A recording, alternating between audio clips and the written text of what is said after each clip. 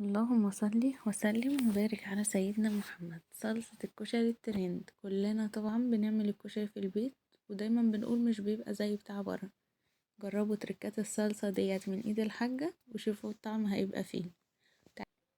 مشكلة النهاردة بتقول انا قاعدة في بيت ملك. الاول كانت معايا حماتي، بس بعد كده جوزي لما عرف ان اخوه يعني ظروفه مش احسن حاجة وبيدفع ايجار، فقال خلاص ييجي ويسكن ويقعد في شقة يعني معانا في البيت وكده. وبالفعل جم، وجوزي جاله عرض سفر برا البلد، فقبل ما يمشي فتح لأخوه محل بقالة وقال يسترزق منه يعني، وبيبعت لنا كل شهر فلوس للبيت ومبلغ لحماتي ومبلغ مساعدة لسيلفي.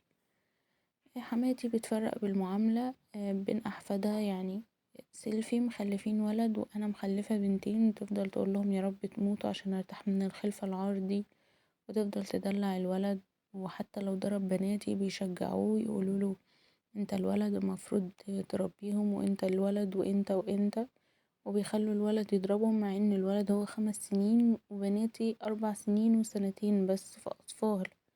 وبسكت وبعدي وبقول عشان خاطر جوزي وبستحمل، لحد ما بنتي راحت محل البقالة لعمها بتقوله انا عاوزة مصاصة، ضربها بالقلم وقال لها روحي هاتي فلوس. جاتلي وبتعيط، نزلت وواجهته وقلتله ازاي تضرب طفلة بالقلم اللي انا مش فاتحها تكية. قلتله طب راعي حتى اللي متغرب دوت يعني، وتراعي ربنا في بناته.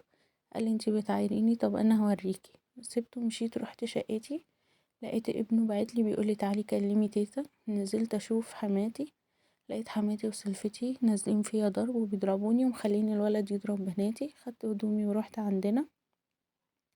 جوزي طبعا عرف بالمشكلة، جوزي لما عرف وقف في صفي وحلف ان هو لازم يمشيهم من البيت.